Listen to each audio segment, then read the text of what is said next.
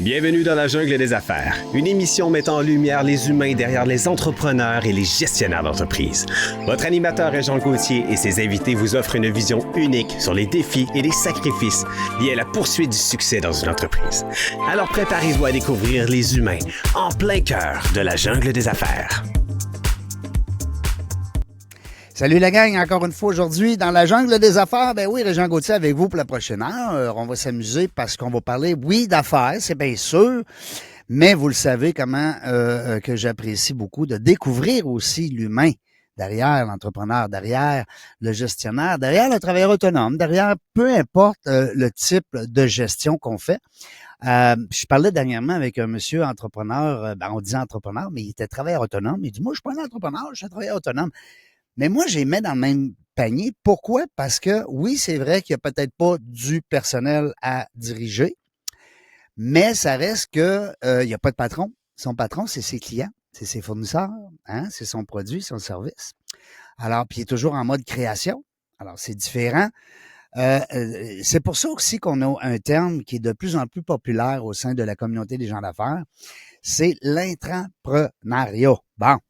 C'est quoi ce nom-là, tabarnouche? C'est ça, c'est des gens qui sont comme un peu avec le volet entrepreneurial, ils ont ça en dedans d'eux autres, hein? Ils ont ce sentiment de faire l'entreprise comme si elle était à eux. Et des fois, tu vas jaser avec ces gens-là, puis tu dis, non, c'est toi le patron? Ils disent, non, moi je fais ça avec je suis là, 10 ans, 20 ans, tu sais. Puis, alors, c'est des entrepreneurs, c'est des gens qui prennent l'entreprise au sérieux, puis ça, vous le savez, les entrepreneurs, on a besoin de ça. Aujourd'hui, on a un entrepreneur, mais c'est différent dans la mesure où, puis je suis content, on a Stéphane Bureau avec nous, le vrai, ben oui, il y en a qui vont dire, hey, c'est-tu le vrai, les gens? Salut Stéphane. C'est pas de l'intelligence artificielle, ce n'est pas un hologramme, ce n'est pas mon avatar, c'est moi. C'est le vrai. Jusqu'à preuve du contraire. Moi, je me pince et je sens que ça fait quelque chose. Je peux pas le faire pour ceux qui, à distance, pourraient douter, mais ça me donne l'impression d'être moi-même. Yes, sir. Je suis content. Merci beaucoup d'avoir accepté, Stéphane. C'est très gentil de ta part. Je sais que tu as un horaire très chargé. Alors, je voulais te dire d'entrée de jeu qu'on apprécie beaucoup ta présence avec nous. Moi, ce que je te disais un petit peu tantôt, ce que j'aime, c'est de découvrir les gens. Hein, parce qu'on aime les gens, on aime les humains. Peu importe, oui, c'est nouveau. C'est un nouveau mot. Oui, on a lancé ça dernièrement dans la page 40. TRE. Dans la page 46 du dictionnaire.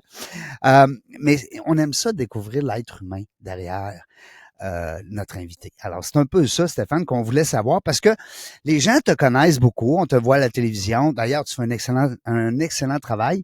Je le sais aussi, j'ai des amis dans le domaine. Je le sais que c'est pas tout le temps rose. On voit comme comédien, c'est-à-dire comme cinéphile, téléphile. Comédien, le mot est beau. Le monde est beau, oui. Le mot est bon. Le monde est beau et le mot est bon. Non, je suis pas comédien, mais on est dans la représentation, disons les choses comme ça. C'est ça, tu sais. Puis c'est pas toujours rose. Les gens pensent, mais il est bon, il est à télé, c'est facile, tu sais. T'as peu là. Tu sais, il y a beaucoup de travail là-dedans, puis il y a beaucoup de. Mais ça reste que nous, ce qu'on veut savoir, c'est ta personnalité. Alors, Stéphane Bureau, qu'est-ce qu'il fait en dehors du travail? Comment il vit ce gars-là? D'abord, t'es où présentement, là?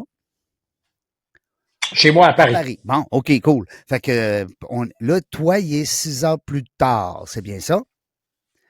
19h30 quelques. Bon, parfait. Le timing est pas pire. Je me serais senti mal de te garder jusqu'à 11 heures. On est bon. On est dans la zone où c'est encore possible. Je me sens à l'aise. Tu es à Paris par affaires ou tout simplement parce que j'habite ici. T'es rendu à temps plein là-bas, là? Oui, depuis plusieurs mois maintenant, et je travaille ici. Ma vie professionnelle se fait de Paris. Okay. Ça n'exclut pas d'être ponctuellement au Québec, mais disons que depuis le mois d'août, je suis revenu, 2 fois seulement. La première pour récupérer mon visa, pour avoir le droit légalement d'être ici et d'y travailler. Puis la deuxième fois, plus récemment, pour aller travailler parce que j'avais des engagements à Montréal, mais très courtement, j'ai été 1 semaine seulement. Puis qu'est-ce qu'il fait, lui, en dehors du travail, ce gars-là? Qu'est-ce qu'il fait? Parce qu'à un moment donné, comme on dit, la hamster, j'ai jasé dernièrement avec M. Serge Marquis, peut-être que tu vas le croiser à Paris ou dans ce coin-là. M. Marquis qui travaille beaucoup sur la philosophie du hamster, c'est lui qui a apporté ça. On a tous un petit hamster qui tourne. C'est pas unique à une personne. Je pense que j'avais la conversation sur ce thème précisément avec une amie qui n'arrivait pas à trouver le sommeil il y a 2 nuits. Et donc, le petit hamster tournait. Et c'est quand on est en monologue intérieur, quand quelque chose perturbe, par exemple, notre sommeil, ou quand on se retrouve entre deux activités, puis on se met à être seul avec nous-mêmes, et que soudain des pensées obsessives, Ouais. des tocs dans certains Ouais. cas, tous n'ont pas des tocs, mais ça peut être des pensées obsessives, compulsives, répétitives, qui se mettent à tourner et qui se mettent à nous faire tourner en rond, parce que ce n'est que virtuel. C'est le mental qui travaille. Les yogiques, je pense, parlent du vritti, donc cette espèce d'animation intérieure. Je pense que d'ailleurs, c'est le seul vrai secret du yoga, parce qu'on pense que c'est une espèce de gymnastique compliquée. Je crois que, puis je suis pas un yogi, mais je pense que la clé est toute simple, c'est de faire taire, de faire le silence sur les vrittis, ce que tu appelles le hamster, et faire en sorte qu'on soit posé dans l'instant présent, sans être dévoré par nos pensées compulsives. Puis ça, tout le monde a ça, sans exception, sauf peut-être les yogis qui ont tout compris le film. C'est pas mon cas, mais j'essaie de... Ça fait longtemps que j'ai essayé, en tout cas, de mettre le hamster en cage, puis quand je dis en cage, dans une cage où il n'y a pas de roue, pour éviter qu'il tourne à mes dépens, parce que c'est beaucoup d'énergie. Puis plus que de l'énergie, d'abord c'est pas productif, mais c'est du temps investi à virtuellement rien de productif, rien d'utile. Au même titre qu'on a, si c'est pas des pensées qui tournent en rond, on a, je suis certain que tout le monde qui nous écoute pourrait faire la liste, quelques grands thèmes de pensées qui reviennent. Et où tu dis, comment ça fait que je suis en train de repenser toujours à la même affaire? Je dis pas que c'est des pensées obsessives qui nous font tourner en rond, mais des thèmes. Puis on revient à ça. Comme si on n'était pas capable de sortir de cet horizon-là, puis de dire, hey, aujourd'hui, ce serait le fun que je consacre de l'énergie et du temps de penser à quelque chose d'absolument neuf. Que je pourrais solutionner, qui pourrait me faire avancer. Comment se fait-il qu'après avoir vu un bon film ou après avoir lu un bon livre, des fois, au lieu de retourner dans ce qu'on vient de traverser, puis d'essayer de dégager les affaires, on retourne à notre mode défaut, qui est bon, qu'est-ce que je pourrais bien manger ce soir, ou tout le monde sait. Mais c'est non seulement pas utile, c'est très contre-productif. Parce que si on faisait la somme totale de tout le temps consacré dans une vie à des pensées vides, c'est, pardonnez le latin, fucking beaucoup. Et on se dit, on dort à peu près, mettons, le tiers de notre vie, 8 heures par jour. On pourrait dire c'est pas du temps productif. Moi, je pense que dormir, c'est très productif. C'est essentiel. Puis, à plus forte raison, quand on dort bien, c'est-à-dire quand on dort en ayant la conscience tranquille, en n'ayant pas fait travailler le hamster avant, parce que c'est très utile. Et si tu dis, j'ai 2 heures de ma journée où je suis avec moi-même et où je pense toujours aux mêmes choses, multiplie ça par le nombre de jours, de mois, d'années, c'est à la fin de ta vie des années de temps consacré à 2 ou 3 affaires qui sont en boucle, toujours les mêmes. Négatif pour la plupart. C'est effrayant. Pour la plupart du temps, négatif aussi. C'est des choses. Mais monsieur. C'est souvent le cas qu'on joue, effectivement, quand on joue dans le nombril, c'est souvent pour des pensées ou avec des pensées négatives. Ça ne veut pas dire qu'on puisse pas être autocritique, qu'on puisse pas se regarder dans le miroir pour ce qu'on est. J'exclus pas ça du tout, mais il y a une contemplation masochiste où justement on est dans les pensées négatives qui changent rien à rien. En fait, qui, pire que ça, sont nuisibles parce qu'elles nous conditionnent notre regard. Tu recules, tu as parfaitement raison.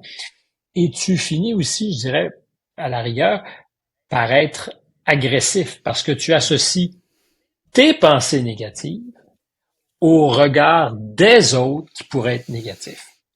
Or, c'est comme l'histoire du gars ou de la fille qui fait une crevaison à 5 kilomètres de toute civilisation, qui se met à marcher dans l'espoir de trouver quelque chose, qui va au loin une maison qui brille dans la nuit ou une fenêtre, enfin, il y a de la lumière, s'approche puis il se dit, à cette heure-ci, c'est la nuit, ils ne laisseront jamais rentrer, ils me donneront pas d'eau, ils vont rien faire.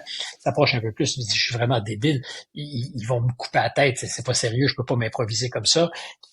S'approche encore davantage, puis il dit, non, mais qu'est-ce que je pense? Je suis débile de croire que des gens qui me connaissent pas dans le milieu de la nuit cognent à la porte. La personne répond, il dit, qu'est-ce que je peux faire pour vous? Et il dit, mais mon tabarnouche, je le savais que tu voudrais jamais.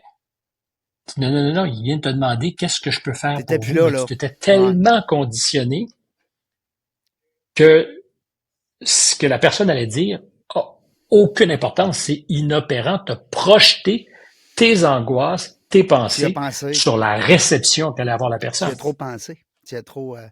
Ben, le hamster, on a bien aimé ça. En tout cas, c'est drôle qu'on parle là-dessus parce que moi, je trouve ça super le fun. Monsieur Marquis, d'ailleurs, Serge Marquis, qui est un expert là-dedans, que je salue, soit dit en passant, parce qu'il nous suit régulièrement. Puis, Monsieur Marquis, écoute, c'est du bonbon, hein, parce que justement, comme tu disais tantôt, Stéphane, c'est qu'à un moment donné, il faut l'arrêter. Il dit, c'est moi qui contrôle mon hamster. On a tout un hamster, tout le monde.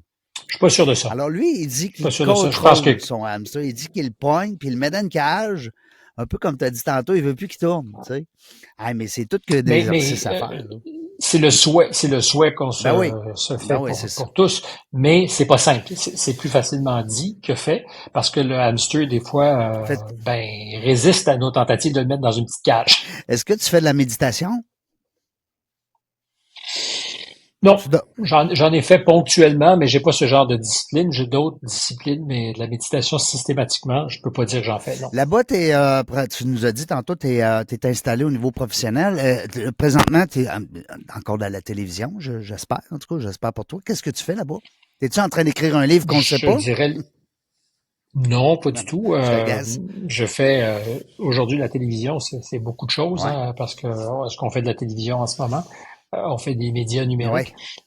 Donc, je fais plusieurs choses. Je travaille effectivement pour un réseau de télévision, BFM TV, qui est une grosse télévision en France, où je suis pour eux leur spécialiste responsable des affaires américaines, consultant des CDC. Donc, c'est moi qui, de façon assez régulière, commente l'actualité américaine, particulièrement dans le contexte de l'année électorale aux États-Unis. Donc, ça, c'est une de mes activités. Je suis à développer d'autres choses. Donc, ça, je préfère ne pas en parler parce que c'est récent que je suis arrivé, ou récemment que je suis arrivé ici, et je travaille à construire quelques trucs. Puis je bâtis surtout, je dis surtout parce que ça m'occupe beaucoup, un podcast, un balado, qui est très exigeant, pour lequel je livre un épisode et des fois 2 par semaine, que j'enregistre essentiellement à Paris, contact, avec des gens qui viennent de tous les horizons. J'aime à dire que c'est un point de rencontre pour des gens qui pensent, et façonnent le monde dans lequel on vit. Qui commente l'actualité, mais pas nécessairement l'actualité brûlante. J'aime mieux parler de l'ère du temps. J'étais en studio, justement, aujourd'hui, avec Raphaël Rossello, qui est un banquier d'affaires, extrêmement intéressant, qui a écrit un petit livre qui s'appelle Demain, la fin de l'innocence, qui porte, c'est peut-être des thèmes adjacents, ce dont vous parlez à l'occasion, mais moi, ça m'intéresse beaucoup, qui porte sur... fait un mythe, celui de la croissance en Occident depuis 50 ans, depuis 1970. La croissance financière. Croissance économique. La croissance économique depuis, alors on peut choisir les dates, est-ce que c'est le premier choc pétrolier, mais en fait depuis à peu près quelque part dans les années 70, la croissance, ce rêve, c'est-à-dire toujours plus, puis toujours avancer, est une croissance artificielle, dopée essentiellement par de l'emprunt, par de la dette. Et donc, chaque point de croissance qu'on gagne chaque année est plus ou moins compensé par de la dette qu'on a accumulée. Si on avait à faire une image simple, c'est Will le coyote qui est au-dessus de la falaise et qui pédale dans le vide, mais avec suffisamment d'air chaud en dessous de lui pour qu'il continue à rester en suspension quelque part.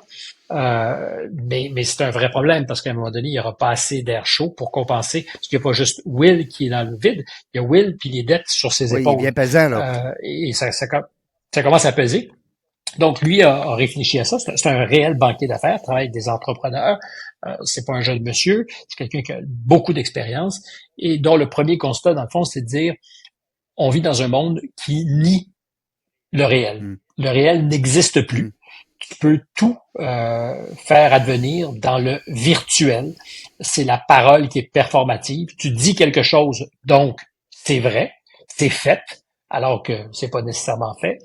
Et où les concepts sont plus forts que la réalité. Donc tu peux dire, ben, ça déborde pas présentement ta marmite, parce que conceptuellement, quand je regarde ma formule, c'est pas censé déborder. Alors, tu peux voir qu'il y a une marmite d'eau qui bout, qui déborde, mais il y aura des gens pour t'expliquer que ça se peut pas.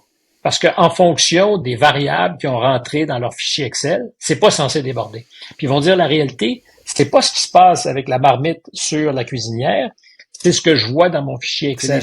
C'est beaucoup le monde d'aujourd'hui. C'est le monde de la classe managériale qui pense être capable de réduire la réalité à des équations simples et à dire, ben, finalement, ne vous embêtez pas. Enfin, je ne pas dans des faits de la vie et de la réalité qui sont désagréables. Concentre-toi sur ton théorème virtuel. Ça va être la vérité. Il dit, ça marche pas. Alors, on a accepté ça depuis un certain temps. On a accepté de penser qu'on pouvait, par exemple, créer de la croissance en empruntant indéfiniment. Comme s'il n'y avait pas de limite. Comme les pays, donc, imprimer de l'argent. Comme les pays font, c'est ce qui nous montre un peu. Je peux pas embarquer. Mais on parle évidemment de pays. Moi, je te parle pas de croissance pour. Alors, c'est vrai pour des entreprises. Ben oui, en même affaire. Entreprises qui font ça, qui empruntent pour acheter, par exemple, leur propre titre et doper le titre. Alors, tu prends de la dette pour créer, tu dis de la valeur. Mais le mot est intéressant et lui, tu m'excuseras de tout ce détour, mais j'étais avec lui aujourd'hui. Lui, justement, dit, il faut faire attention. Créer de la richesse, c'est une chose. Créer de la valeur, c'en est une autre. Et c'est pas mal plus tough de créer de la richesse que de créer de la valeur. Et c'est un peu le monde dans lequel on est. C'est le genre de conversation, moi, que j'aime avoir avec mes invités. Mais tu parles pas juste de finances, par exemple, parce que moi, je l'ai écouté, ton podcast, une couple de fois. Je suis tombé à un moment donné sur une dame, je pense que c'était Noémie? On parlait plus. Noémie. Vous étiez, je pense. Aliwa, sur la chasse au masculin. Oui, c'est ça, hein. Qui est vachement dans l'air du temps. Oui, c'était bon, ça, j'ai aimé ça. Elle dit un instant. Ben, c'est parce que ça nous parle à tous. Ben oui. Alors, il y a des gens qui peuvent ne pas être d'accord. Il y a certainement des néo-féministes qui vont trouver qu'elle est trop conservatrice. J'ai bien aimé parce que j'ai bien aimé son approche. Ben, en fait, vous avez parlé du libertin, vous avez parlé plein de choses, là, je me rappelle, mais je trouve qu'elle a une approche quand même, elle fait réfléchir, je trouve, cette fille-là, quand elle parle. Ben, écoute, j'espère que les 55 épisodes, filles ou garçons confondus, parce qu'il n'y a pas juste des filles, il y a des deux, mais donc j'espère que mes 55 épisodes participent à ça, parce que c'est, quand je disais tout à l'heure, j'interviewe des gens qui pensent, créent ou façonnent le monde dans lequel on vit. Ça peut être des penseurs, ça peut être des banquiers, ça peut être des gens... T'es-tu toujours d'accord avec eux? T'es-tu toujours en accord? Je veux pas être d'accord avec eux tout le temps. Des fois, il se trouve que je suis d'accord. J'ai des gens dont les pensées sont irréconciliables. Mais vraiment irréconciliables. Mais toi, tu le fais dans le but de quand même avoir on dit c'est un show, là. Je dis, c'est quand même... Tu sais, je prends un exemple Joe Rogan aux États-Unis où est-ce qu'il interviewe des gens je suis pas sûr qu'ils soient toujours d'accord avec tout ça. Non, parce que des fois, il vient de sortir justement d'un procès avec quelqu'un, mais il dit, je vais l'interviewer. Fait que, écoute. Ben, je pense que c'est une... Alors, je ne connais pas ce cas précis, mais j'ai pas entendu l'entretien. Mais est-ce que j'aurais envie de me retrouver en face de tous ceux qui me poursuivent? Je ne sais pas. Ils sont pas nombreux, by the way. J'espère. Moi, je pense que c'est un gars plus aimé que beaucoup plus aimé que haï, non? C'est mon souhait. J'espère pour toi. Mais je ne ferai pas non plus de choix dans mon métier pour être d'abord aimé. Ouais. C'est-à-dire je comprends. La première responsabilité. Comme certains le font. Hein? On les nommera pas. Je peux pas juger pour les autres. On nommera pas personne. Mais je peux pas juger pour les autres. Mais moi, je sens qu'il y a des gens, des fois, qu'ils vont faire quelque chose où ils vont prendre des décisions professionnelles dans le but, justement, de se faire aimer davantage. Ou est-ce qu'on aime les gens qui sont capables de dire les vraies affaires en entrevue? Surtout en entrevue. Moi, j'ai adoré, en tout cas, de toute façon, tu as fait un paquet d'entrevues. T'as-tu déjà compté le nombre d'entrevues que tu as fait? Non? Non, évidemment pas. Mais au fil des ans, là, c'est des centaines par année. Là. Non? C'est plus de 10 000, très certainement. Oui, écoute, parce que à un moment donné, ce que j'ai vu beaucoup dans ce temps-là, c'était sur Juste pour rire. Où est-ce que tu étais sur une scène, je pense, corrige-moi, là, tu avais comme 2 sièges, tu étais toi dans un siège, puis l'autre, mais vous faisiez tellement de folie, puis tu devais capoter, c'était toutes des interviews spéciales. Ça te sort un peu de la zone de confort, non?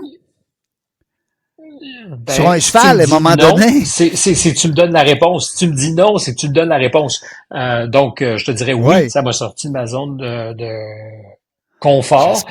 C'est un privilège. C'est un privilège d'ailleurs de sortir de sa zone de confort parce que il y a bien du monde qui, si tu leur demandais s'ils ont envie de sortir de leur zone de confort, ils diraient non. Et donc, je pense qu'il y a un privilège, puis c'est un privilège de gens qui en ont les moyens d'en sortir de leur zone de confort. Tu as tout à fait raison. Mais oui, j'ai fait pendant 10, 11, sinon 12 ans les grandes entrevues, juste pour rire à une époque, puis après ça, les grandes entrevues qui se passaient devant public sur scène avec Lucchini, dans le cas du cheval dont tu parles, c'est Fabrice Lucchini qui est en face de moi, puis je l'ai fait, j'ai été avec Hélène Bourgeois-Leclerc dans 2 baignoires, non, c'est fou, qui n'étaient pas remplies d'eau, mais quand même, parce que les mises en scène, pour générer la conversation, étaient un élément essentiel de notre proposition. Il y avait vraiment un élément de storytelling, c'est-à-dire qu'au-delà de l'entrevue traditionnelle, il y avait toutes sortes d'artifices, mise en scène, décors, stunts, qui nous permettaient de faire avancer l'entretien. Il y a toutes sortes de manières de poser des questions. Puis dans ce cas-ci, c'est une proposition qui était effectivement plus dans le registre du showbiz, où, pour revenir à ta question d'il y a 5 minutes, se faire aimer ou pas se faire aimer, évidemment, si je parle avec ce genre d'invités-là, c'est parce qu'on veut être aimé pour nécessairement moi, mais eux, et je les invite. Toi, tu les laisses grands. Ils me déplaisaient. Toi, tu les laisses grands. Mais c'est surtout, oui, c'est bien évident. Oui, mais l'idée, c'est surtout de pas... Dans le monde de l'interview politique, par exemple, les objectifs sont différents. Tu as quelqu'un qui est imputable, qui a des comptes à rendre, et tu lui poses des questions parce que cette personne a des comptes à rendre. Dans le cas des grandes entrevues, mais c'est un peu différent. Évidemment, tu fais affaire avec des artistes qui sont aimés. Il n'y a pas de contentieux. T'es pas là pour chercher des poux. Il peut y en avoir à l'occasion, puis tu peux ne pas être complaisant. C'est pas l'objectif. Mais c'est ça, c'est pas l'objectif. Si je parle avec le premier ministre, c'est autre chose. Tu sais, on parle, on veut pas nommer d'autres intervieweurs, mais il y a souvent des gens où les gens vont se dire, hey, moi, j'ai pas hâte d'aller voir lui ou elle, parce que ça va être dur. Là. On va, des gens qui posent des vraies questions, puis qui aiment ça un peu brasser. Moi, ce que j'aime encore de de ta carrière, c'est que tu vas quand même avec tes valeurs poser les vraies questions, mais tu as une façon distinguée de justement amener la personne à peut-être plus réfléchir à ce que tu viens de poser comme question que de suite être sur les gardes. Je sais pas si je me trompe. Je trouve que tu fais ça dans les règles de l'art. Enfin, c'est le souhait que je fais, que je me fais. Et je pense que tu peux être ferme. Tu peux justement ne pas être complaisant, rester poli. T'as pas à attaquer les gens. Tu peux être implacable. Hein. Il y a des gens qui méritent qu'on le soit d'ailleurs parce que justement ils ont des comptes à rendre. Mais c'est pas un procès. Pour moi, c'est important. Je suis pas un procureur. Je suis un journaliste. Je suis un intervieweur. La personne qui est en face de moi, sauf rare exception, n'a pas à répondre d'accusations criminelles. Ça arrive à l'occasion. Tu parles à quelqu'un qui est un criminel puis tu lui poses des questions. Mais je suis quand même pas le juge d'instruction. Non. Je suis pas le juge. Pas le procureur de la couronne. À la rigueur, je suis procureur pour poser des questions en lieu et place du public. Mais en tout état de cause, l'idée, c'est d'obtenir les meilleures réponses possibles. Ouais. Et à l'usure, moi j'ai réalisé avec le temps que en étant frontal et en étant, j'allais dire dur, je sais pas si c'est le bon mot, mais dur au sens caricatural, tes questions deviennent plus importantes que les réponses. C'est-à-dire que les gens vont dire, hey, il lui a-tu dit? La question, c'est est-ce que la bonne question, le bon objet, c'est est-ce qu'il y a eu des réponses satisfaisantes? Tu te rappelles-tu de la réponse? Ça? Mais t'as posé une bonne question, Stéphane. Avec qui t'as eu le plus et de plaisir, mettons, on va dire 2 questions dans une, et avec qui que tu t'es senti, tu t'es dit, maudit, j'aimerais ça disparaître d'un coup sec. Je veux pas mettre la personne en problème, si tu veux pas, mais tu sais, il y a des fois où est-ce qu'on fait une entrevue, on est super content après, et puis une autre fois, on va dire, maudit Seigneur, là, ouf, je l'ai échappé. Ça a été sûrement arrivé sur 10 000. Des fois où j'ai l'impression de l'avoir échappé, ça arrive fréquemment. Ouais. En réécoutant, je me dis, finalement, c'était pas parce qu'on devient très, très, très hyper lucide en temps réel. Tu dis, qu'est-ce que j'ai fait là, qu'est-ce que j'ai fait là. L'entrevue que j'ai faite cet après-midi avec Raphaël Rossello, le pitch que je t'en ai fait il y a 1 minute et demie me semble meilleur que l'entrevue que j'ai faite. C'est-à-dire que je me trouvais plus à l'aise, plus capable de raconter que j'étais capable, moi, d'interagir avec lui. Ça doit être un monsieur qui est impressionnant aussi, même si toi, t'en as vu une. C'est pas ça. C'est pas ça. Autre, non? Non? Non, je pense pas. C'est pour aucune raison bonne. Ouais, ça arrive. Parce que c'est très rare, je suis intimidé. Je suis pas très intimidable. Des fois, je veux bien faire. Ouais. Je veux être à la hauteur, par exemple, du respect que j'ai pour un invité ou de ce que cet invité a généré en moi. Donc, j'ai envie de l'élever ou en tout cas de faire en sorte que ça soit pas plate. Et donc, à chaque fois, je reviens à la question. Pas à chaque fois, mais souvent, je suis certain que quand je vais réécouter Rossello, ça va être parce que certainement beaucoup moins mauvais que je le pense. Ouais, c'est ça, on pense que... Je le dis avec un sourire en coin. Je te le souhaite. Et puis des fois où je me suis vraiment battu la coule puis me dire ça arrive, mais c'est pas très fréquent parce que justement, je sais avec l'expérience que c'est généralement moins grave que je le pense. Puis des moments de pur bonheur, il y en a plein. J'étais avec Fanny Ardant, la grande comédienne, puis il y a eu un moment où, pas un moment, l'entretien un fou rire a été jouissif. C'était le fun. Okay. Ah non, c'est récent, on a fait ça il y a 3 mois à Paris. Et c'était une zone de plaisir, de communication qui devient de la communion.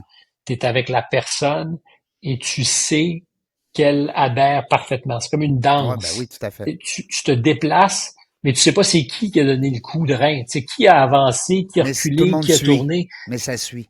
Exact, et c'est harmonieux. C'est un très grand sentiment. C'est très près de la sensualité. Ça peut être vrai avec un homme, ça peut être vrai avec une femme. C'est ce que j'appelle la syntonisation.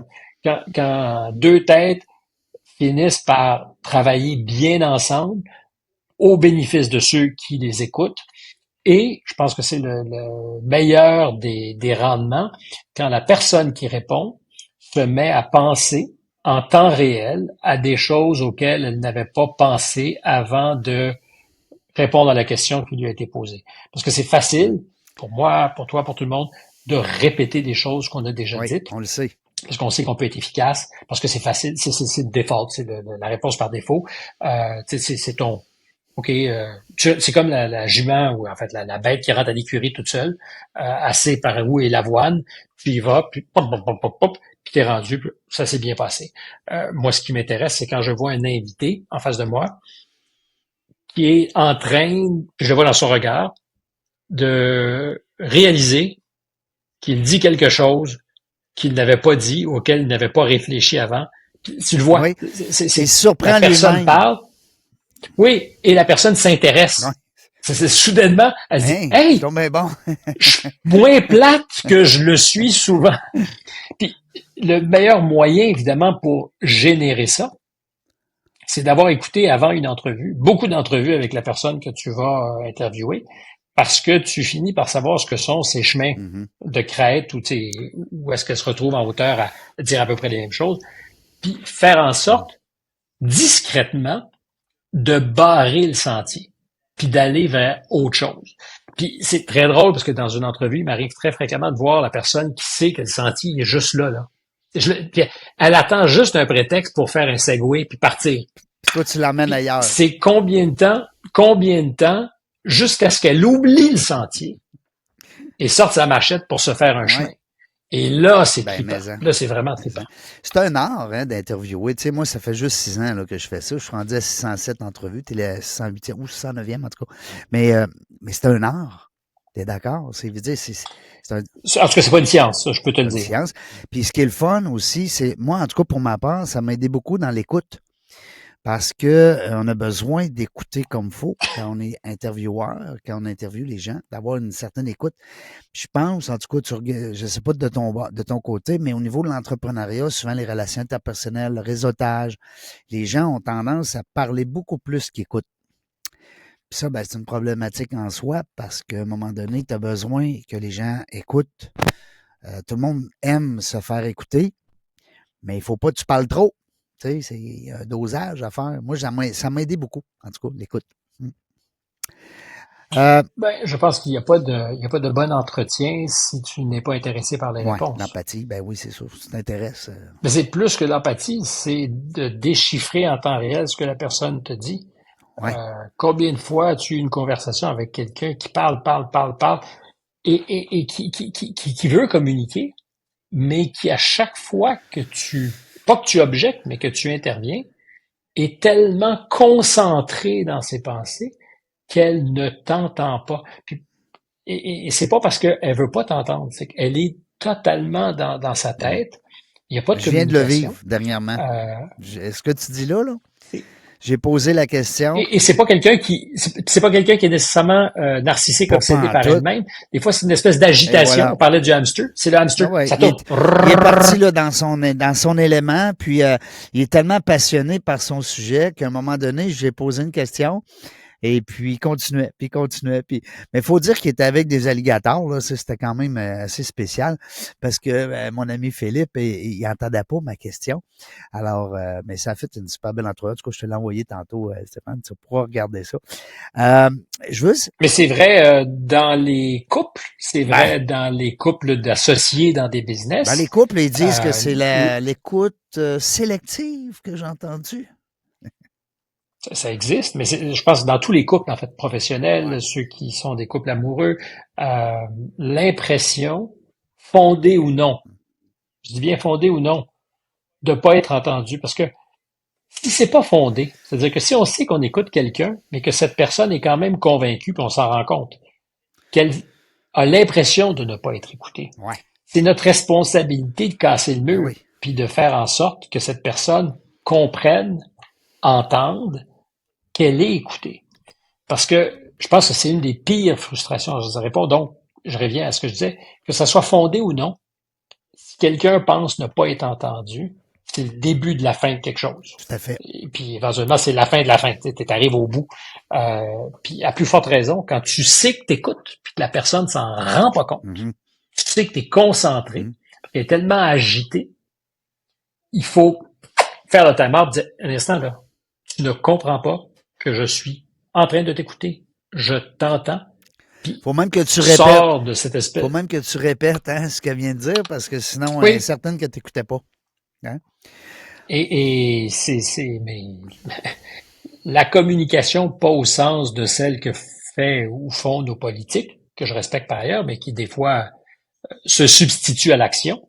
La communication, au risque de dire une bêtise au sens où tout le monde le sait, mais tout le monde ne le pratique pas. C'est clair. C'est la base, c'est le degré zéro des relations. Et à partir du moment où quelqu'un pense qu'il n'est pas entendu, c'est l'impression aussi de ne pas être respecté.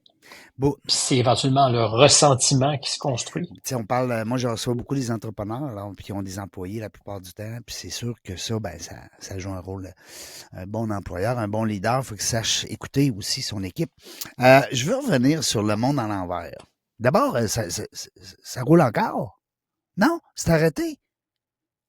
Question niaiseuse. Alors, j'ai un scoop pour toi. Ah oui, donc? Je sais pas qu'elle est niaiseuse, mais c'est juste que tu n'as pas regardé tes journaux depuis un certain temps. Non, je lis pas les journaux, je suis désolé. Le monde à l'envers, il n'y a pas à être désolé. Le monde à l'envers n'est plus à l'antenne depuis, en fait, le printemps dernier. OK, ça fait un an déjà. La direction ça fait pas un an, ça va faire un an bientôt, remarque, c'est vrai. Ça va faire, c'était au printemps, en avril, la dernière émission.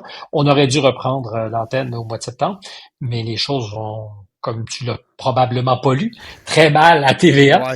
Ils ont congédié 40 quelques % de leurs employés cet automne. Et notre émission de Monde à l'envers était une des premières victimes d'un processus le resserrement budgétaire. Donc, nous avons appris à la mi-août que l'émission, en fait, parce qu'elle avait été renouvelée, tout le monde travaillait, on était tous à préparer la saison. Et puis, malgré ça, on a tiré sa plug à la mi-août. Et donc, c'est plate parce que j'aimais ça, ce genre d'émission-là. Moi, d'abord, tu faisais un travail exceptionnel là-dedans. Mais ce que j'aimais, c'est que tu avais des invités d'un peu n'importe où. Tu sais, c'était pas. Oui, c'est ça que j'aimais, d'avoir justement un sujet, ou deux, ou trois, ou quatre, là, parce que tu n'avais pas juste un sujet, mais c'était des sujets qui étaient traités par des yeux différents.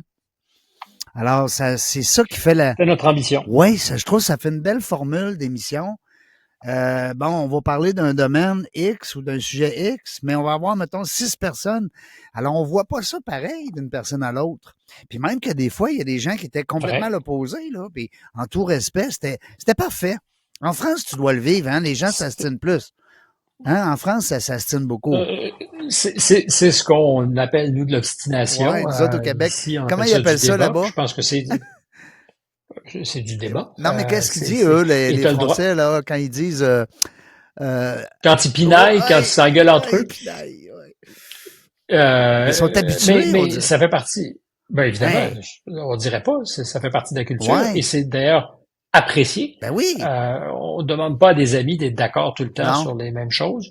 Les visions du monde sont plus clivées et on cherche pas le consensus à tout prix dans cette société.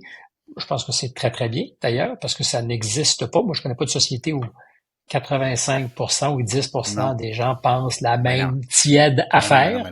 Parce que pour s'entendre, il faut que ça soit vraiment le plus petit commun dénominateur.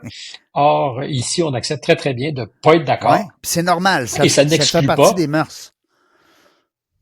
Oui, puis c'est une bonne chose parce qu'il y a une dialectique, c'est-à-dire quand des points de vue qui s'opposent, il y a finalement quelque chose qui se dégage. Est-ce que c'est parfaitement au centre, j'en sais rien, mais il y a une négociation. Il y a quoi qui se passe? Tu penses blanc, je pense noir, ça va être gris pâle, gris foncé, mais il va se passer quelque chose. Si tout le monde pense gris pâle, gris pâle et gris pâle ensemble, ça va toujours bien faire du gris pâle. Est-ce que tu sens la différence, parce que tu as vécu quand même longtemps ici, là, au Québec. Est-ce que tu le sens, là, la différence par rapport justement à ce... On dirait qu'ici, on est trop politiquement correct dans le sens qu'on n'a pas le droit, on dirait, de s'astiner. Ben, on dit astiner, mais c'est je sais pas, je sais pas qui a écrit ça, qui l'a dit. Moi, personnellement, je n'y crois pas. Je suis d'accord avec toi que c'est souvent le résultat final, c'est-à-dire que c'est tiède, nos débats sont rares. En Europe, ça s'astine sur des plateaux, là, tu vois ça. Moi, j'écoute beaucoup CFI. Et pas juste sur des plateaux, au café, au resto, entre amis, à table. Ils se disent ce qu'il y a à dire. Pas juste pour s'arracher. Pas pour s'arracher les cheveux non plus. Ça peut être fait très respectueusement. Oui, tout à fait. Ici, on dirait que t'as pas le choix. Ben toi, tu penses de même. OK, bon, on va parler d'un autre sujet parce que... Ben, c'est ça. C'est ça qui est ça. Ouais, c'est ça qui est ça. En tout cas, mais c'est plate. Donc, je sais pas quoi dire parce que je sais pas moi qui va changer la manière de faire. J'ai une question, Stéphane, parce que je vois le temps filer, puis je sais que tu as un horaire chargé, mais j'ai des gens qui m'ont envoyé des questions. Fait que je peux te poser quelques questions de mes auditeurs. Ils veulent savoir le petit Stéphane, tu sais, mettons, on va dire à l'élémentaire, secondaire. C'était quoi? C'était-tu un petit gars gêné, réservé? C'était-tu un petit tomboy? C'était-tu un petit batailleur? C'était qui? Un peu de tout ça. J'ai été très perturbé, batailleur à une époque de ma vie. Ah oui? Timide, je l'ai toujours été, je le suis encore, probablement parce que c'est paradoxal, je dirais, apparemment très confiant, puis je l'ai été pour avoir fait la vie que j'ai faite ou les jobs que j'avais à faire, il fallait être un peu confiant. Mais en même temps, c'est là que je dis que c'est paradoxal. J'ai jamais eu un trop plein de confiance. J'étais capable de bluffer. J'ai été capable de me mettre justement en situation de risque ou à risque de sortir de ma zone de confort. Parce que ma zone de confort, ça aurait été probablement de faire le moins de choses, pas me faire remarquer d'une certaine façon, tellement il y a quelque part en moi quelqu'un d'un peu timide, timoré, qui manque de confiance. C'est pas unique, hein, d'ailleurs. Je pense que beaucoup de gens qui font ce métier se mettent à risque justement pour compenser leur peur. Absolument. J'avais ça. Mais j'étais pas sage, j'étais pas un garçon sage. Non? J'ai été très Ah perturbé oui? jusqu'à l'âge de, enfin, jusqu'à 13, 14, 15 ans. J'étais pas un garçon particulièrement sage. Batailleur, mauvais à l'école, absent de l'école. Mauvais à J'ai l'école. quitté Hey, la ça, maison très, là, non, je m'attendais pas à ça. Moi, pas bon. Des bonnes notes, non? très, très mauvais Ah étudiant, ouais? très mauvais élève, devrais-je dire. J'ai vraiment, j'ai perdu mon temps, en fait, parce que j'ai boudé ce temps que j'aurais pu consacrer à apprendre Ouais. mieux, ce que j'ai pas fait. Mhm. J'étais en rébellion, il n'y a pas de doute, contre l'autorité. J'étais incapable de soumettre un devoir ou un travail parce que je voulais pas qu'il soit jugé, j'aimais pas ça. Euh, donc voilà, pour le jeune ou le petit Puis Stéphane qu'est-ce que tu lui dirais aujourd'hui au qui petit est parti. Stéphane, là, mettons, avec le bagage que tu as? Tu lui dirais quoi, là? Mettons, il y a 15 ans, quand? Stéphane Bureau à 15 ans. On lui dit quoi? Le vieux Stéphane, là, de 50 ans. Euh, T'as quel âge? T'as-tu mon âge, Stéphane? 59 ans. 50. Ah, t'es crime, t'as de l'argent. T'as vraiment pas l'air de ça. 59. Je t'aurais mis plus Euh, jeune que moi, je pense que pour vrai. Moi, j'ai c'est 56. gentil comme tout, Je te jure. c'est Non, non, gentil comme vrai, tout, mais vrai, non, vrai. 59. Euh, je pense que j'aurais voulu le convaincre euh, de pas trop s'inquiéter, OK. parce que j'étais pas anxieux, mais j'avais des doutes tellement Ouais. forts que je me donnais pas beaucoup de marge. Et d'une certaine manière, j'allais employer le mot réussir ou le verbe réussir. Euh,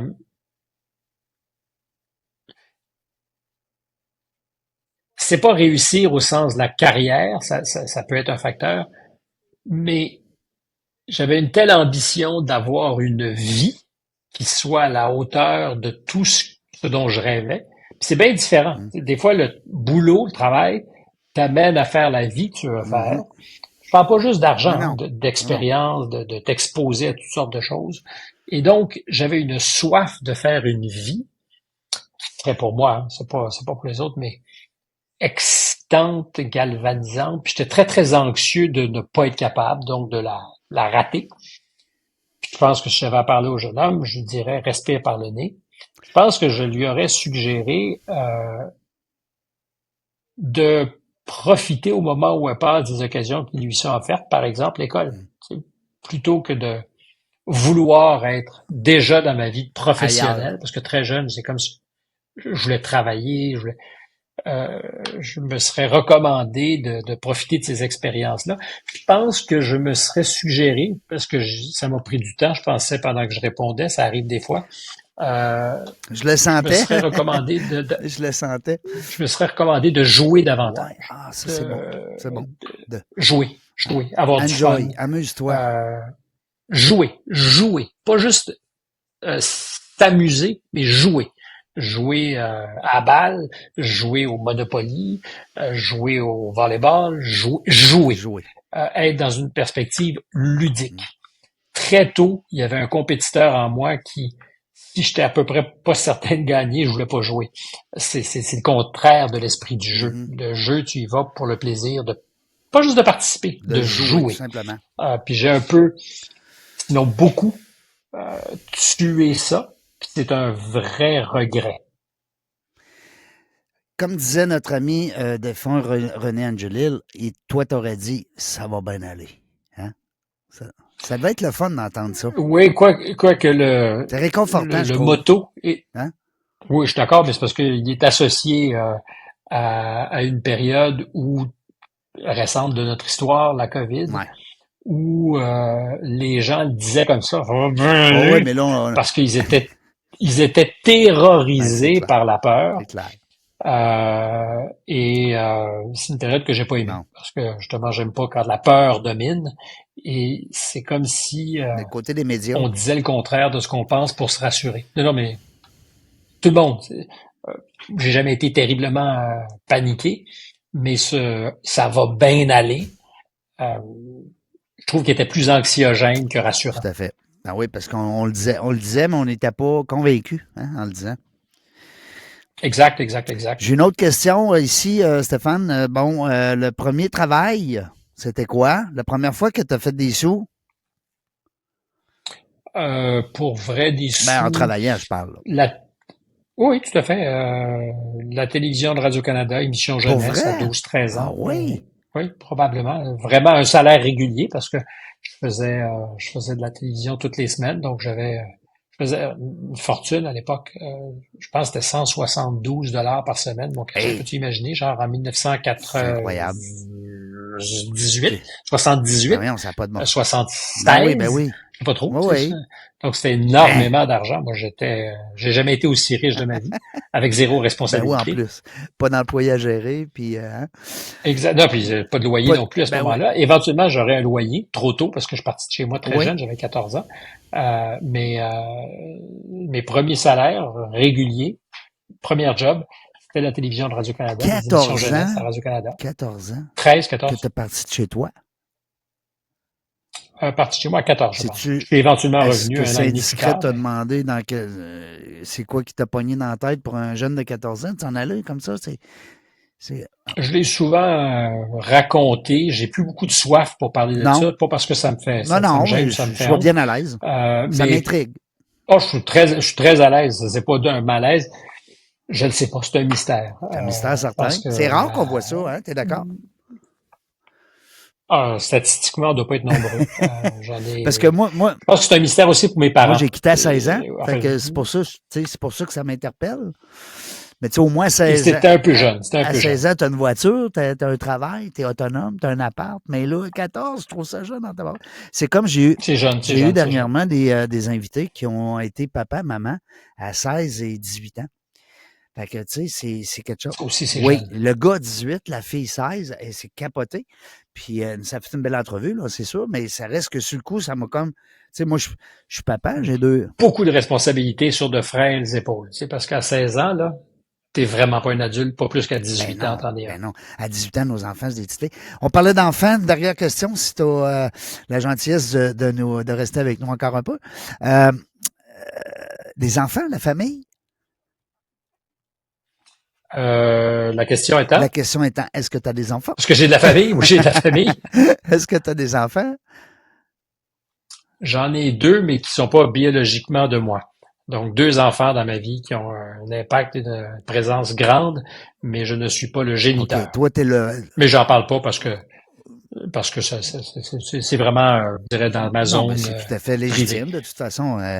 Pas parce qu'on n'est pas le Et je géniteur. Il y a préfère. des papas qui sont géniteurs, qui sont bien moins papas que d'autres papas qui sont pas géniteurs. J'ai été très présent et ils sont très présents dans ma vie. C'est des gens très importants. C'est deux présences qui ont bouleversé, changé ma vie, mais c'est un chapitre sur lequel je me suis jamais vraiment épilogué ou sur lequel j'ai pas épilogué, donc je préfère ne pas en parler. OK, cool. Pour ne pas engendrer leur propre malaise, je dirais. Aucun problème. Stéphane, le Stéphane Bureau en France, est-ce que c'est le même qu'au Québec?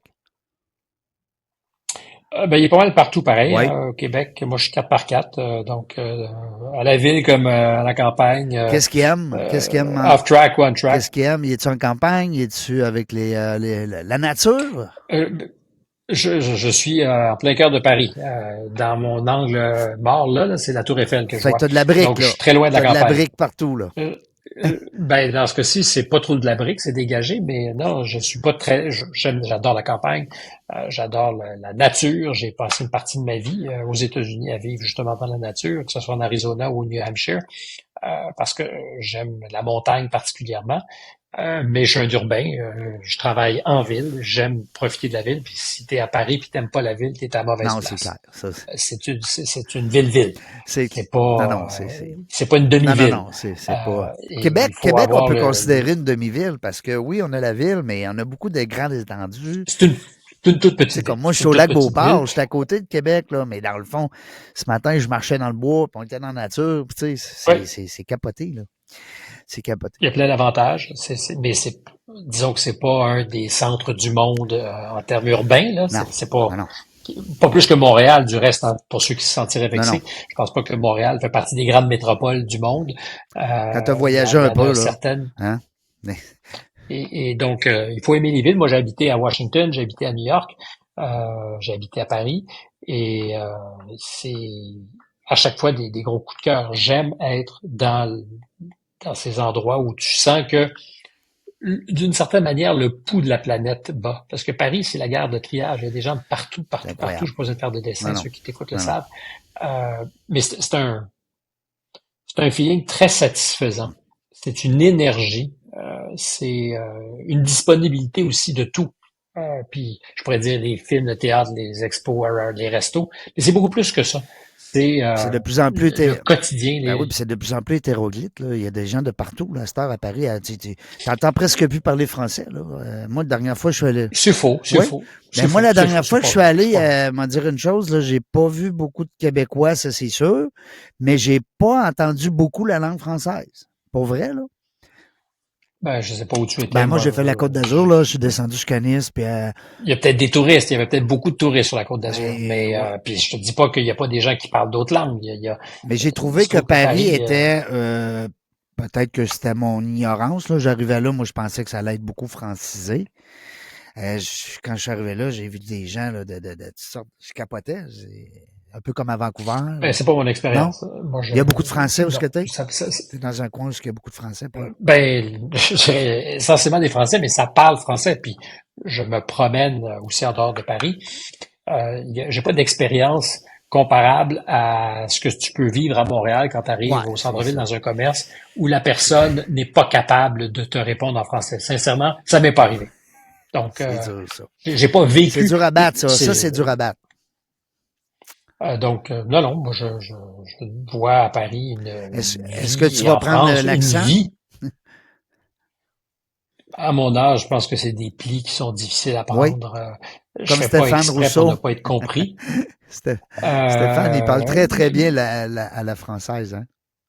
Mais, oui, Stéphane parle très bien le français parce qu'il y a un accent. C'est clair que, comment dire, des fois, c'est plus simple de faire un chouïa attention quand on parle pour être compris, parce qu'ils n'ont pas l'oreille musclée. Et c'est vrai que quand tu vis dans la périphérie de la France, que ce soit les Belges, les Suisses, les Québécois, les Africains, francophones, tout à fait. On est tous davantage rompus aux accents des autres. Ne serait-ce que parce qu'on consomme des cinémas francophones venus d'ailleurs. Ici, t'as pas cette obligation. Puis je reviens à l'idée de l'oreille, elle n'est pas musclée fort. Alors c'est de moins en moins vrai chez les plus jeunes. Je pense qu'ils sont plus ouverts, plus à même de comprendre ou d'être attentifs aux accents, ou de pas être attentifs et de comprendre. Mais c'est évident que pour revenir à la question de l'accent, c'est aussi des fois une manière de faire efficace. C'est pas l'accent, mais tu veux prendre. Puis il y a des mots. Puis il y a des façons de dire les choses. Il y a des mots que nous avons en commun, mais qui disent pas exactement la même chose. Des expressions. Mais quand tu parles de souliers, alors c'est du français avéré. C'est du français surtout ancien. Mais aujourd'hui, un soulier, c'est une chaussure de luxe. Hein. Quand tu vas acheter un soulier, c'est quelque chose de super. Alors que pour nous, des godasses, c'est des souliers. Et on pense pas dire chaussures, ou on le dit plus rarement. Alors, c'est évident que si tu arrives en demandant au grand magasin des souliers, tu regardes. Mais il veut savoir si t'es riche, si tu lui demandes des souliers. Puis je pense que la majorité, d'ailleurs, savent pas la différence, c'est-à-dire qu'ils savent pas que le soulier est une chaussure de luxe. Mais ils te regardent, puis ils te trouvent un peu bizarre. Mais ça dit peut-être quelque chose aussi de ce qui sont pas beaucoup exposés. Mais c'est évident que si tu veux te faire comprendre, tu vas tout de suite dire chaussure. Et ça va mieux. C'est pas que le soulier passera pas, mais alors ça fait que la transaction est plus rapidement faite. Même chose pour les accents. Il y a des mots sur lesquels on peut être un peu mou dans la prononciation. Ben, ici, c'est plus ciselé, c'est plus taillé. Parce que des fois, ils ont de la... je pense pas que je risque de perdre mon accent. Ils ont de la difficulté aussi, des fois. Moi, le fait d'avoir un podcast, ça m'a aidé beaucoup dans mon... parce que moi, j'ai grandi dans un coin assez pauvre, les Moiloux à Québec. Peut-être tu connais le coin. Mais très bien. Bon, mais ça reste que de bien articuler, de bien parler, c'est pas évident. Mais quand tu arrives là-bas, ben si tu parles en Limoilou, en jargon de Québec, un vrai Québécois, des fois, ils comprennent même pas ce qu'on dit, tu sais. Mais c'est d'ailleurs fondamental ce que tu dis, c'est-à-dire que le jargon nous divise. Ben oui, ça c'est clair. Il nous isole et il nous conforte. Tous les jargons. C'est vrai de l'argot, parlé à Paris, Partout. mais qui était une manière aussi de ne pas être compris et entendu des autres. C'est un langage codé. Oui. C'était un langage codé. Par définition, moi, ce qui m'intéresse, c'est la communication. Donc, c'est pas de coder, c'est de faire en sorte d'être le plus rapidement et le mieux compris de tous. Comme aux îles de la Madeleine, aux îles les Madelinos, quand ils se mettent à parler avec 2-3 bières, on m'a dit une chose, on comprend rien ce qu'il dit, là. Mais on pourrait dire la même chose de certains patois ici en France. Si tu vas chez les Bretons, si tu vas dans le sud de la France, ça existe partout. À Marseille. Pas québécois. À Marseille aussi. Oui, c'est des accents très prononcés, forts. des accents ensoleillés, c'est le cas de dire. Mais alors moi, je pense que les accents, il faut surtout pas les tuer. Les accents, ils sont beaux. La question, c'est est-ce qu'on est lisible, est-ce qu'on est audible, est-ce qu'on arrive à nous comprendre? C'est ça le but. Puis là, c'est le choix des mots, c'est la construction grammaticale et effectivement, c'est l'articulation. L'accent n'y est pour rien. Alors, il y a des accents très, très, très forts, mais je pense que quelqu'un qui s'exprime bien va être compris avec son accent, puis faire disparaître l'accent. C'est très c'est très centralisateur. C'est mécanique cette idée, aussi, là, parce qu'il faut y penser. C'est comme un réflexe là, qui n'est pas nécessairement là. Mais l'idée de faire taire les accents, c'est très, très, très jacobin en France. C'est-à-dire que c'est le pouvoir parisien. C'est cette idée qu'il y a une norme absolue qui nivelle. On parlera tous le français de la même manière. C'est comme, je dirais à certains égards, l'Europe, qui est par définition quelque chose d'hétérogène. C'est des pays, des cultures, tout ça. Puis aujourd'hui, dans la construction administrative de l'Europe, c'est comme si on voulait niveler les différences. Ils ont une monnaie, mais ils n'ont pas une langue. Ils n'ont pas de langue, mais ils ont une monnaie, par exemple. Tentation. Ils ont réussi, les autres, à avoir une monnaie. Ça, c'est quelque chose. Je suis pas sûr que tous les pays qui ont eu à vivre avec cette monnaie ou avec les taux de change qui viennent avec s'en sont bien tirés. Je pense que la Grèce, à un moment donné, a dû trouver très dur, sinon qu'on a tout fait pour les empêcher d'aller en banqueroute. Mais je suis pas sûr que la Grèce, au moment où ils avaient de sérieux problèmes, était heureuse de ne pas avoir d'agilité monétaire, parce qu'à l'intérieur d'un carcan, où elle pouvait pas dévaluer, enfin, elle n'avait pas de marge de manœuvre. Enfin, c'est un autre débat sans doute totalement inintéressant. Mais en train d'atterrir. Non, mais au contraire, c'est très intéressant parce que, puis c'est sûr que c'est peut-être pas le but aujourd'hui d'en parler, mais c'est très intéressant, Stéphane, puis je suis persuadé que t'es rendu à combien, là, de podcast dans ton ça fait 1 an maintenant à Contact. On est à presque 60 épisodes. C'est un par semaine à peu près. C'est beaucoup, un par semaine. Hein? Des fois, les gens disent, hey, un podcast, là, c'est beaucoup. Un par semaine, parce que c'est beaucoup de temps aussi, comme tu disais tantôt, Stéphane, d'aller étudier un peu c'est qui on va avoir en avant de nous autres. Tu sais, c'est quels les chemins où est-ce que des fois on va vouloir bloquer un chemin parce qu'on le sait qu'il va aller là, mais tu sais, on peut peut-être aller, comme tu t'expliquais tantôt ta mathématique. C'est du temps, là. C'est pas juste de parler avec la personne pendant 1 heure, là. Tu sais, il y a du temps avant, là. Ça, c'est le plus sympathique des moments. Oui. C'est-à-dire que c'est la cérémonie où tu te maries. Mais il y a tout ce qui précède le mariage. Puis il y a aussi la partie où tu courtises, parce que mes invités, il se trouve que dans bien des cas, c'est des gens qui ont des horaires de premier ministre. C'est des fois des premiers ministres. Et c'est des gens qui sont très, très, très, très, très sollicités. Donc, c'est de les convaincre, de les amener, ensuite de se préparer, de faire la cérémonie de mariage qui est la partie le fun. Puis ensuite, il y a un travail de post-production, c'est d'habiller ça, c'est de nettoyer, c'est de faire en sorte que ça soit bien mis en marché. Mais là, t'as une équipe, là, c'est pas toi qui fais ça, là. Oui, on est 3 essentiellement, mais... Dis-moi, est-ce que tu gardes des liens, Stéphane, avec les gens? Parce que, tu sais, je vois les noms, tu interviewé des Céline Dion, des Mario Vegas, Liosa, là, comment il s'appelle? Mario Vargas Llosa. J'ai de la misère à dire son nom, mais j'aime beaucoup cette Brigitte Bardot. Bon, on parle de M. Pavarotti, Donald Trump, Fernand. Écoute, Garth Brooks, pour n'en nommer que quelques-uns, est-ce que tu as gardé des contacts avec ces gens-là En même temps, je le prendrais comme conseil. Avec Garth Brooks ou avec Brigitte Bardot, j'ai aucun contact. Tu peux pas appeler Garth. Un contact au moment de l'entretien. Salut Garth, c'est Stéphane. Tu te rappelles de moi? Non. Il se trouve que j'avais un job qui justifiait de lui parler et lui avait une mission de parler d'un disque ou autre chose. Mais, une fois que c'est dit, la réponse c'est oui. J'ai plein de liens qui se créent à travers les entretiens. C'est le fun, hein? Et de gens que je revois qui deviennent, je sais pas si c'est des amis, parce que des amis, j'en ai pas tant que ça, mais en tout cas des gens avec qui j'ai des bons liens. Ouais, ça que ça devienne des amis, au moins que tu puisses garder peut-être un lien ou une relation sans que... Une bonne entrevue qui dure 1 heure, 1 heure et demie, c'est comme une bonne date réussie, tu sais, ou c'est une date ratée, ça arrive aussi.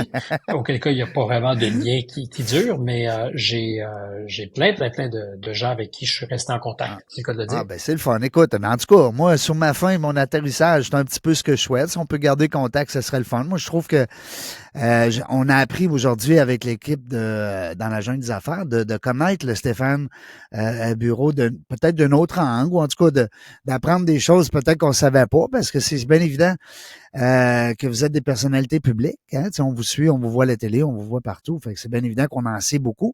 Fait que c'est pour ça que j'ai demandé à mes auditeurs de m'envoyer des fois des petites questions. Comme ça, questions aussi qui puissent après ça écouter l'entrevue. C'est ça le but, il faut qu'elle soit écoutée. Alors, écoute, j'aurais le goût de... C'est le souhait que je te fais. Oui, puis je te laisse le mot de la fin. Pourquoi pas?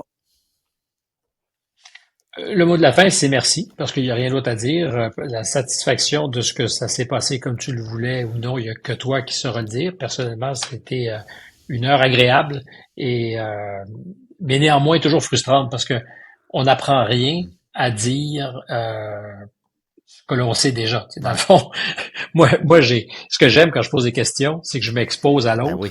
Quand c'est moi qui réponds, je peux pas dire que c'est un sport que j'aime beaucoup. T'as tout à fait raison. Je suis forcé de dire, oui, mais tu sais, c'est moins intéressant que quand l'autre parle. D'accord avec toi. Écoute, tu m'inviteras à ton balado, mais et auquel cas, là, j'aurais probablement plus appris. Mais que j'aie 2 millions d'auditeurs, ça me fera plaisir parce que ça fait partie des plans ici avec l'équipe de marketing. On est en pleine expansion depuis 2 ans. Alors, c'est le fun. Le TikTok a commencé la semaine passée, YouTube cette semaine. On commence à faire bouger un peu la vidéo beaucoup. Alors, on amène peut-être le volet parce que déjà d'avoir 600 invités comme toi, qui ont accepté. Le catalogue, c'est formidable. C'est-à-dire qu'à partir du moment où quelqu'un en aime une, il va peut-être aller en chercher 10 autres. Oui, c'est ça. Puis ces 10 autres vont développer ses curiosités. Puis si tu as chaque fois de nouveaux auditeurs qui veulent en écouter 5, 6, 7, 8, c'est toute ton écoute qui monte. Oui, c'est ça. Fait que puis d'avoir des personnalités comme toi, ça c'est bien le fun. C'est très apprécié. Merci beaucoup. Nous autres, écoute, dans la jungle des affaires, on le sait pas quand est-ce qu'on va revenir, mais une chose est sûre, on va avoir du plaisir. Merci d'avoir écouté La Jungle des Affaires. Pour participer à l'émission, rendez-vous sur notre site web dans lajungledesaffaires.ca. À très bientôt pour une prochaine entrevue.